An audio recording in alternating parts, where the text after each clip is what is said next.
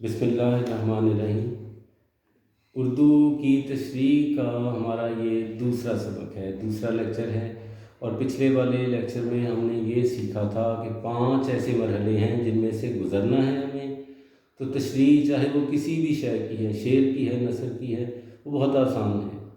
5 मरहले आपने याद कर लिए थे: मफ़हूम, तज्ज़िया, तालीफ़, हवाला और नक़द। आज हम पहला सबक जो हमारी 11वीं का नसर का पहला सबक उसवाए हसना सल्लल्लाहु अलैहि वसल्लम जो सैयद सुलेमान नदवी रहमतुल्लाह अलैह का लिखा हुआ है, उसके पहले पैराग्राफ की तारुफ़ी पैराग्राफ की तशरीह लिखवाने जा रहे हैं। आप लेक्चर को बार बार सुन के वो हवाले भी लेक्चर के बिल्कुल आखिर में आपको दे दिए जाएंगे जो आपने तहरीर करने हैं, और वो जो अहम निकात हैं उनकी वजाहत भी अभी हम कर देते हैं। आपने उम्मीद है कि पहला सबक और उसका पहला तारुफ़ी पैराग्राफ पढ़ लिया हुआ है। नहीं तो आप यहाँ वीडियो रोक के उसको पहले पढ़ सकते हैं। ठीक है तलबा, अजीज़ तलबा, आपने अब पहला काम यह हुआ कि पहले सबक का पहला पैराग्राफ किताब से एक दफ़ा उसको आपने वीडियो रोक लें और उसको तसल्ली से एक दफ़ा पढ़ लें जैसा कि वो पर्चे में आता है। जब आप पैराग्राफ पढ़ चुके हैं, अब आप पढ़ने के बाद समझ पाएँ कि पूरे पैराग्राफ में 3-4 बातें हैं जिनके बारे में इब्तदा बनाई जा रही है, जो तमहीद बांधी जा रही है। पहली बात ये बताई गई है कि तमाम मज़ाहब ने अल्लाह ताला की खुशनुदी हासिल करने, उसका मुकर्रब बंदा बनने का कोई तरीका बताया है। ये पहला नुक्ता है कि अल्लाह ताला का कुर्ब हासिल करने का हर मज़हब ने रास्ता दिखाया है।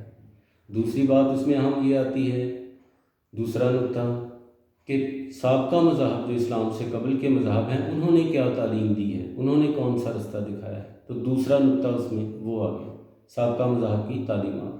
तीसरी अहम बात उसमें क्या है, इस्लाम क्या है, इस्लाम की फजीलत क्या है साबका मज़हब पर, और उसने क्या आसान तर रास्ता दिखाया है। ये तीसरी बात है इस पैराग्राफ। और चौथी और आखिरी बात यही बताई है कि सुन्नत रसूलुल्लाह सल्लल्लाहु अलैहि वसल्लम आज के दौर में किसी भी इंसान की रूहानी कामयाबी, दुनियावी कामयाबी, आखिरत की कामयाबी, ये सब उस सुन्नत रसूलुल्लाह के इत्तबा में छुपी हुई है। तो 4 बातें हमने पैराग्राफ पढ़ा। आप चाहें तो पैराग्राफ को इन अहम जो नुकात होते हैं उनके ऊपर उसको अंडरलाइन कर लेते हैं, उस पर ख़त खींच देते हैं। अब आप समझ गए 4 बातें उसमें ऐसी हैं जो बयान हुई हैं और जिनकी तशरीह करना मतलूब है। जब आप तशरीह की हेडिंग देंगे, हेडिंग्स का भी मामला बहुत आखिर पे आपको ये कैप्शन में दिखाई जाएंगी। ये बहुत सीधा सा मामला है, इसको क्लियर कर लें कि सवाल नंबर आपने लिखना है, 3 है, दूसरा है, चौथा है, जो भी है सवाल नंबर। दूसरी बात कि वो पैराग्राफ आपको 2 दिए गए होते हैं, उनमें से किसी एक की तशरीह करनी है। वो अलिफ है या बे है, तो सवाल नंबर के बाद आपको अलिफ या बे का बता दिया। उसके बाद सबक का उन्वान, वो कैसे लिखना है, ये आप उस जो लिखा हुआ आपको दिखाया जाएगा उसको उसकी नकल करें। तो सबक का उन्वान 1 नंबर उसका है, मुसन्निफ़ का नाम उसका 1 नंबर है। उसके बाद 3 नंबर के सियाक़-व-सबाक़ की हेडिंग देने के बाद 10-12 जुमलों में हमने वो सियाक़-व-सबाक़ लिखने हैं। सियाक़-व-सबाक़ अगर आपको खुलासा याद है तो सियाक़-व-सबाक़ कुछ भी मुश्किल नहीं। वो यूँ समझें कि सबक का खुलासा आपको याद है तो खुलासे का खुलासा एक तरह से आपके सियाक़-व-सबाक़ है। उसमें तमाम अहम निकात सबक के बिल तरतीब लिखे जाएंगे। पैराग्राफ कहाँ आता है, जो उससे पहले के हैं उनको अलग एक पैरा में लिख दें, दूसरे पैरे में उसके बाद के लिख देंगे, तो ये समझे कि एग्ज़ामिनर जो चाहता है हमने बता दिया। 10-12 जुमले, इससे ज़्यादा नहीं। अब इस सबक के इस पैराग्राफ के मैं सियाक़-व-सबाक़ भी आपको लिखवाता हूँ, अभी आपको समझ में आ जाएगा कि वो क्या करना है आपने। और उसके बाद तशरीह की हेडिंग और उसमें वही 5 मरहले हमने गुजरने। अब जब आप सवाल नंबर अलिफ या बे जुज़ लिख चुके, सबक का उन्वान लिख चुके, मुसन्निफ़ का नाम लिख चुके, अब आ गया सियाक़-व-सबाक़। इस पैराग्राफ के इस पहला जो पैराग्राफ है इसके सियाक़-व-सबाक़ में हम पहला जुमला यही लिखेंगे कि चूँकि ये सबक का पहला इक़्तिबास है, तमहीदी पैराग्राफ है, लिहाजा इसके सियाक़ नहीं लिखे जा सकते, इसके सबाक़ वो यूँ हैं। اور اس کے بعد آپ نیا پیراگراف شروع کر کے اس کے بعد کے نکات شروع کرتے ہیں۔ وہ نکات کیا لکھنے ہیں؟ پہلی بات یہی کہ اللہ تعالیٰ کا قرب حاصل کرنے کے لیے سابقہ مذاہب نے نبی کی تعلیمات پر عمل کرنے کا درس دیا ہے، جبکہ اسلام نے قرآن و سنت کو اہمیت دی ہے، اور سنت رسول اللہ قرآن کی عملی صورت ہونے کی وجہ سے آج کسی بھی انسان کی کامیابی کا واحد ذریعہ ہے۔ اس کے بعد اگلا جملہ کہ کسی بھی مذہب میں داخل ہونے والے لوگ مختلف انواع و اقسام کے ہیں، دنیا کی بنیاد اختلاف عمل پر ہے، ہر شخص کو ہدایت درکار ہے جو پیغمبر اسلام کی زندگی میں ملتی ہے۔ اس سے اگلا نقطہ کیا ہے کہ ہر انسان کو جو کسی مذہب میں آئے اس کی اپنی زندگی میں سینکڑوں طرح کے معاملات ہیں، ہر معاملے میں بھی اسے ہدایت درکار ہے، ہر معاملے میں ہدایت بھی حضور کی زندگی میں۔ پھر یہ کہ انسانی شخصیت خیالات اور جذبات کا مجموعہ ہے، اور خیالات اور جذبات میں جو توازن اور باقاعدگی ہے اس سے اعلیٰ اخلاق بنتے ہیں۔ تو اعلیٰ ترین اخلاق کی مثال بھی نبی کریم کی زندگی ہے۔ تو آپ کی حیات مبارکہ کا ہر پہلو، ہر حوالہ، ہر کردار وہ گویا کسی نہ کسی کے لیے اپنے اندر ہدایت رکھتا ہے، اور یہ جامعیت کبریٰ ہے کہ جس میں ہر ایک کے لیے، ہر معاملے کے لیے ہدایت موجود ہے۔ اور نبی کریم کی ذات میں یہی ہوا کہ دین، دنیا، آخرت ہر ایک میں کامیابی کا رستہ بھی دکھا دیا گیا اور عمل کر کے دکھا دیا گیا۔ پھر اس کے بعد مصنف نے دو تشبیہات، آفتاب عالم تاب اور ابر باران سے آپ صلی اللہ علیہ وسلم کی ذات کے اس قدر فیض عام رکھنے والا جو معاملہ ہے وہ بیان کیا ہے۔ اور اس کے بعد ایک پیراگراف میں بتایا کہ جو صحابہ کرام ہیں، اہل عرب تھے، انہوں نے رسول اللہ کا اتباع کیا تو اس سے وہ دنیا کے امام بن گئی، وہ قوم امام بن گئی دنیا کی۔ اور آخر بس یہی ہے کہ اللہ تعالیٰ نے بھی یہی رستہ دکھایا جو قرآن نے، کہ اگر کوئی شخص اللہ تعالیٰ کی محبت کا دعویٰ رکھتا ہے تو نبی کریم کا اتباع کرے، اور پھر یوں وہ خدا کا مقرب بندہ، محبوب بندہ بن سکتا ہے۔ تو عزیز طلبہ، یہ ہمارے سیاق و سباق مکمل ہو گئے۔ جی عزیز طلبہ، اب آپ نے سیاق و سباق لکھ لیے، تشریح کی سرخی آپ نے دے دی۔ اس کے بعد جو پہلا پیرا شروع کر رہے ہیں اس کے چند جملے وہی ہیں جو ہم نے اہم 4 نکات گنوائے تھے، اور وہ آپ کیا لکھیں گے کہ تشریح طلب اقتباس میں مصنف نے اللہ تعالیٰ کی خوشنودی حاصل کرنا اور اس کا قرب حاصل کرنے کو زندگی کا مقصد قرار دیا ہے، سابقہ مذاہب اور اسلام کی تعلیمات کا ایک جائزہ لیا ہے، اور یہ نتیجہ اخذ کیا ہے کہ نبی کریم صلی اللہ علیہ وسلم کی حیات مبارکہ، سنت رسول اللہ صلی اللہ علیہ وسلم زندگی گزارنے کا بہترین اور مکمل رستہ ہے جس سے آپ خدا تک پہنچ سکتے ہیں۔ یہ پہلا پیراگراف ہے جو ہم نے لکھ دیا۔ اب اس کے بعد اسی ترتیب سے چیزوں کو ہونا، پہلی بات کیا تھی؟ قرب الہی۔ ٹھیک ہے جی، اب یہ نیا پیرا شروع کریں گے، اور آپ تقریباً کیا باتیں اس میں لکھ رہے ہوں گے کہ اللہ تعالیٰ کا قرب حاصل کرنا یہ زندگی کا مقصد ہے۔ اللہ تعالیٰ نے کائنات اس لیے تخلیق فرمائی کہ اس کی پہچان ہو سکے، اپنی پہچان کے لیے پوری کائنات کو بنایا گیا ہے، اور اس کی پہچان، اس کا قرب، اس کی معرفت حاصل کرنا یہی انسانی زندگی کا اولین مقصد ہے۔ اب اس کی آپ چاہیں یہاں پہ جو حدیث قدسی ہے اس کا ترجمہ یا لکھ سکیں تو بھی، کون سی حدیث قدسی؟ کنتو کنزن مخفیا، میں چھپا خزانہ تھا، فاحببت ان اعرف، میں نے چاہا کہ میں پہچانا جاؤں، فخلقت الخلق، پس میں نے خلق کو تخلیق کر دیا۔ یہ پہلا مرحلہ تھا کہ قرب الہی حاصل کرنا۔ اب ہم نیا پیرا پھر شروع کریں گے اور دوسری بات کہیں گے کہ سابقہ مذاہب کی تعلیمات کیا ہیں۔ سابقہ مذاہب اسلام سے قبل کے جو مذاہب ہیں، بالخصوص یہودیت، عیسائیت، یہ موجود تھے۔ ادھر ہندوستان میں کچھ مذاہب تھے، ایران میں زرتشت مذہب کے ماننے والے تھے، چینی اپنی ایک تہذیب رکھتے ہیں۔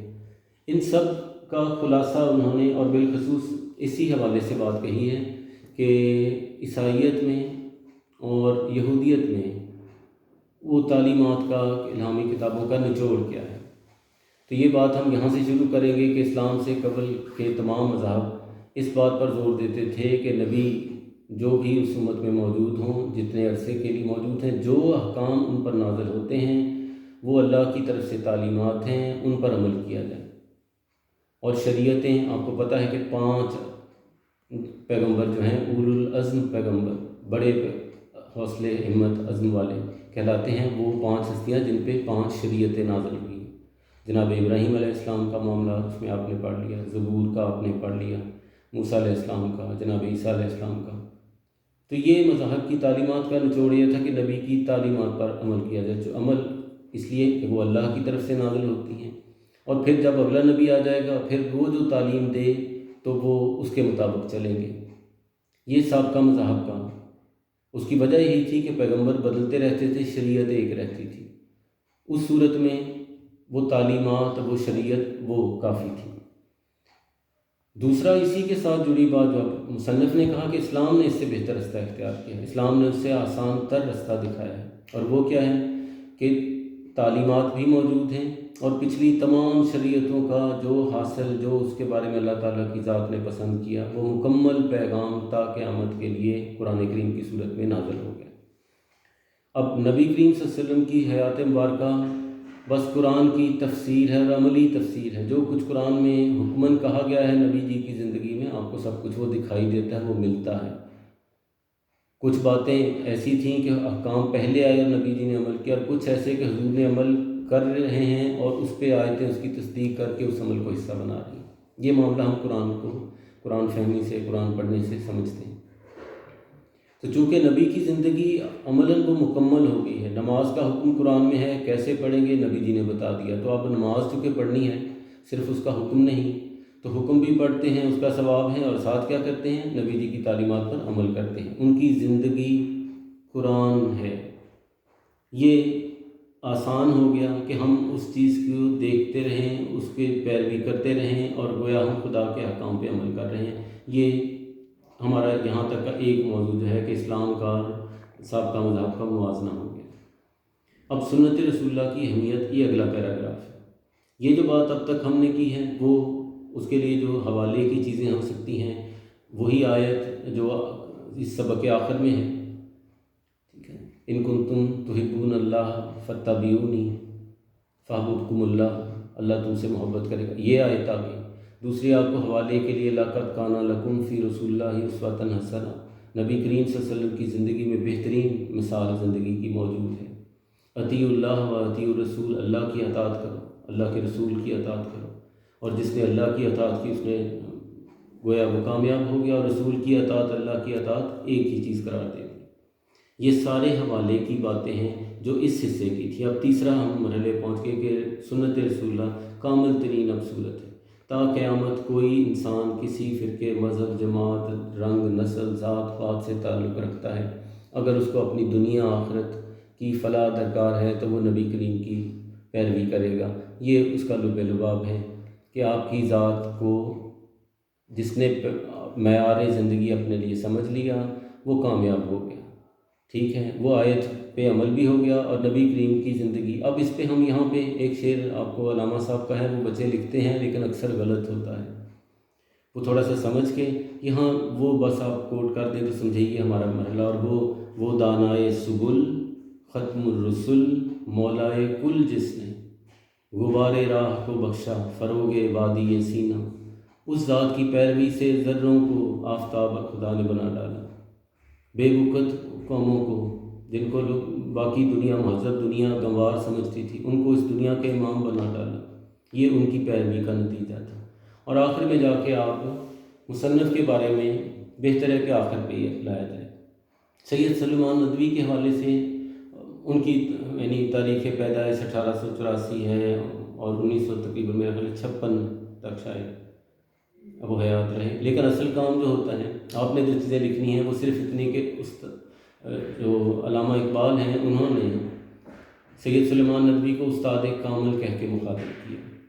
انہوں نے اپنے استاد علامہ شبلی نعمانی کی سیرت النبی جو ہے، ان کی وفات کے بعد اس کو مکمل کر کے شائع کروایا۔ اس کی یعنی سیرت النبی کی دوم سے لے کے ہفتم تک، دوسری سے 7ویں جلدیں انہوں نے مرتب کی۔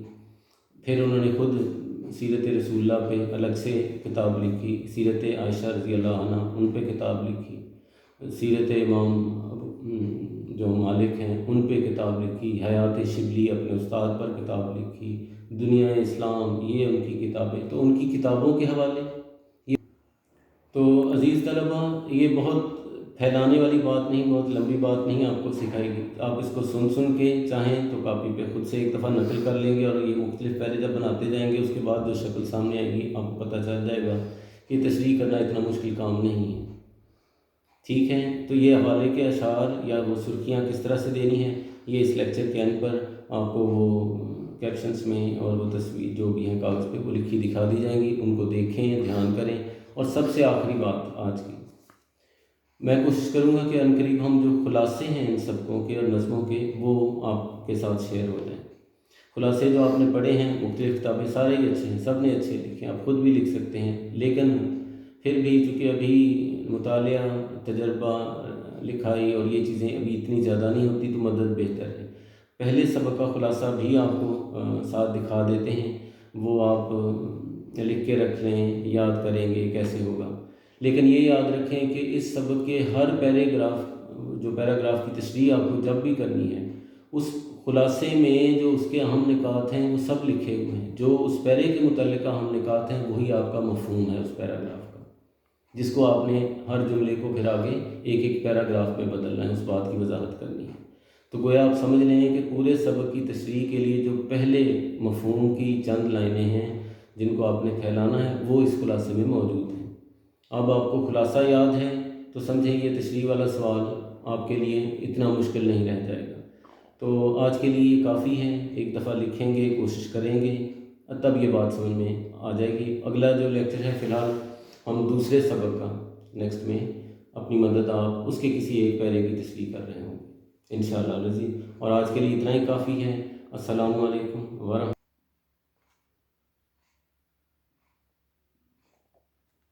ये वो आयात हैं जो इसके मुख्तलिफ़ पैराग्राफ में आपकी हवाले के तौर पे इनका तर्जुमा वो मिल जाता है, मैंने बोल दिया है, आप वहाँ से सुन लेंगे। ये 2 आयात हैं। अज़ीज़ तलबा, ये एक और सूरतुल असर, इसके बारे में भी ऐसा है कि दुनिया की शायद ही कोई बात हो जिसकी वजाहत के लिए आप यहाँ से रहनुमाई ना ले सकते हो।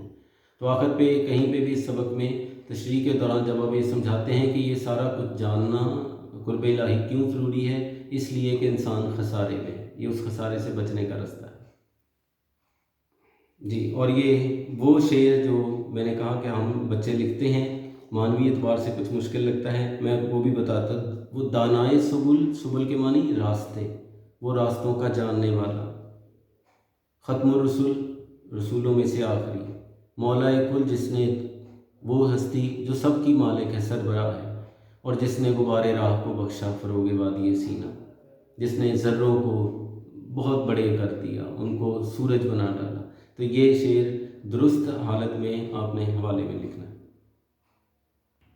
और आखिर में अज़ीज़ तलबा, ये पहले सबक का खुलासा है, तमाम सबक के अहम निकात इसी में हैं, सियाक़ व सबाक़ इसी में से हैं। ये इसको आपने महफूज करना है अपने पास, ये ज़रूरी है